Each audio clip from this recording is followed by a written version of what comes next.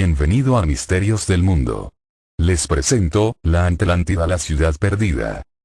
La Atlántida era una isla de grandes dimensiones, se podría considerar un continente, según algunas hipótesis en el Mediterráneo, en otras versiones en el Océano Atlántico, fue destruida por un terremoto o tsunami que inundó totalmente sus tierras dejándola por siempre sumergida bajo las aguas y olvidada en el pasado. Sus habitantes poseían una tecnología y cultura muy superior a la de los contemporáneos de su época y fueron decisivos en los avances de todas las culturas mundiales. Su ubicación les permitía el acceso a culturas tan dispares como la egipcia y la maya y eran consumados viajeros, dominando con sus barcos todos los mares y océanos del planeta.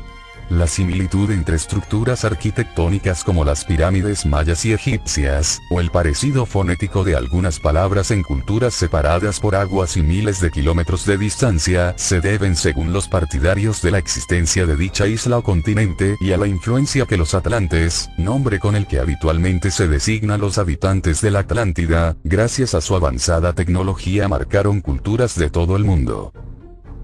Nacimiento y caída de la Atlántida. La leyenda de la Atlántida parte de Platón hacia el 350 a.C., el cual, en los diálogos Timeo y Critías, cuenta la historia de una civilización floreciente que vivía en una isla más allá de las columnas de Hércules, nombre antiguo del estrecho de Gibraltar. Él aseguraba basarse en el sabio griego Solón, que 200 años antes decía haber oído en Egipto que una isla había sido destruida al oeste como consecuencia de un gran cataclismo que la sumergió en las aguas en tan solo unas horas. En más o menos 20 páginas describe esta floreciente cultura, sus ciudades y abundancias y cómo debido a una afrenta a los dioses, eran adoradores de Poseidón, fueron castigados y una serie de cataclismos les sumergieron en las aguas. Hasta aquí podría parecer la típica historia moralista tan habitual en mitología griega, pero numerosos estudiosos a lo largo de la historia han buscado su significado real, pues en gran cantidad de culturas existen mitos similares a los de la Atlántida de Platón. Según algunos de ellos existe una especie de memoria histórica o componente real en dicha historia, y si bien la mayoría de las hipótesis fueron desestimadas por falta de pruebas o demostrada su invalidez, es cierto que de tratarse de una leyenda, fue de gran difusión en una edad tan temprana del hombre que pervivió en diferentes y dispares culturas. Ubicación de la Atlántida. La imagen romántica de una isla fabulosa tragada por el mar, ha significado que su ubicación haya sido buscada desde la época de Platón, aunque nadie está seguro si existió realmente. Muchos son los investigadores que la buscaron, una empresa no del todo descabellada, pues al fin y al cabo también la Troya de Homero se creía producto de la fantasía, hasta que el arqueólogo Heinrich Schliemann la descubrió en 1903. Las ubicaciones sugeridas para la Atlántida incluyen lugares diversos. A continuación enumeraré algunas de las ubicaciones más nombradas. En el mar Mediterráneo, del relato de Platón se deduce que la civilización atlante debió florecer hace más de 12.000 años. Este dato no puede ser exacto en ningún caso, puesto que en aquellos remotos tiempos todavía no existía ninguna cultura evolucionada que trabajara los metales, estuviera gobernada por reyes y dominara los mares con sus barcos. En cuanto a la localización del misterioso continente, el texto del filósofo ateniense lo sitúa más allá de las columnas de Hércules, y esto significaba, según la concepción de la antigüedad, al otro lado del estrecho de Gibraltar, es decir, en el océano Atlántico. Pero atención, recordemos que la fábula procede de los antiguos egipcios y, para ellos, la isla perdida se llamaba Keftiu, el nombre que tenían para Creta.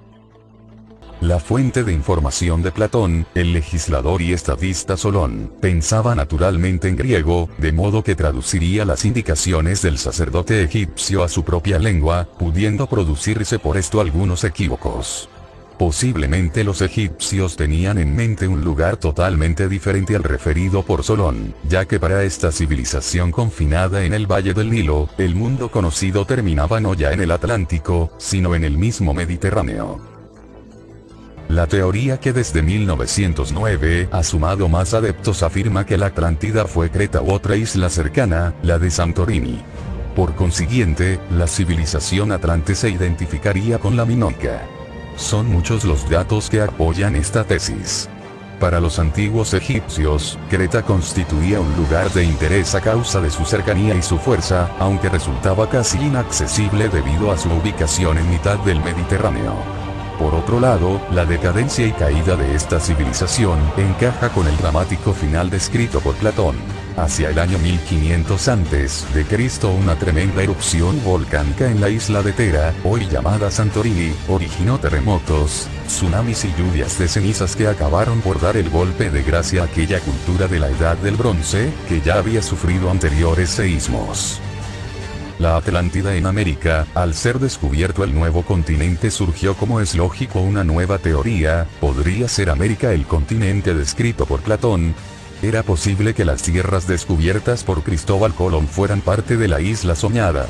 La respuesta parecía ser no, pues parecía muy improbable con la tecnología de la época que relataba Platón pudiesen realizarse viajes en barco a tan larga distancia, y más cuando se describían flotas de 1200 barcos que conquistaban allá por donde pasaban con sus tropas. Un dato cuando menos curioso sobre esta teoría es el siguiente. En una sesión de trance realizada en 1933, el vidente norteamericano Edgar Cayce describió de una forma colorista y fantástica la vida en aquella antigua civilización, prediciendo, además, que una parte de ella sería encontrada en el año 1968. Y en efecto, un año más tarde de lo vaticinado, se descubrieron en el fondo marino frente a las Bahamas ciertas estructuras aparentemente realizadas por la mano humana. La localización de la Atlántida en esta zona ya había sido propuesta por otros investigadores, que sin duda se remitían a los datos aportados por el geógrafo romano Marcelo, del primer siglo antes de nuestra era. Según él, el continente perdido habría estado integrado por 7 islas pequeñas y 3 grandes, la mayor de ellas de 1000 estadios de diámetro, lo que equivale aproximadamente a 200 kilómetros. Debemos, pues, buscar los restos de la Atlántida en el Caribe. La mayor de las islas antillanas, la Española, tiene un tamaño que coincide más o menos con el calculado por el sabio Marcelo. Sin embargo, estas especulaciones tienen muy poco que ver con la descripción de Platón. Las formaciones de piedra encontradas son, según los expertos, tan solo una formación rocosa insólita, y no tienen nada que ver con la mano del hombre, y aún en el caso de ser estructuras arquitectónicas creadas por el hombre, parece muy poco probable que perteneciesen a la Atlántida que relataba Platón, y con casi total seguridad serían parte de una cultura megalítica aún desconocida. La tectónica de placas no deja lugar a dudas, no hay lugar para la Atlántida, ningún continente o isla de dimensiones como las descritas pudo haberse sumergido o inundado sin dejar pruebas de ello. Por lo cual tenemos que pensar que, de ser algo más que un mito, deberíamos buscar la Atlántida entre las tierras ya conocidas, probablemente una isla mediterránea, alguna región europea que fuera mal interpretada en los mapas o traducciones de textos antiguos. Otras hipótesis barajan la posibilidad de que se tratara de las Azores e incluso en Suecia. Aún así, no deja de ser fascinante como durante siglos se ha buscado un continente idílico y existen tal cantidad de textos a lo largo de la historia aportando pruebas de su existencia. Y gracias por ver el video, espero que te haya gustado, y si es así, dale me gusta, suscríbete para más videos, comenta. Misterios del mundo, hasta la próxima.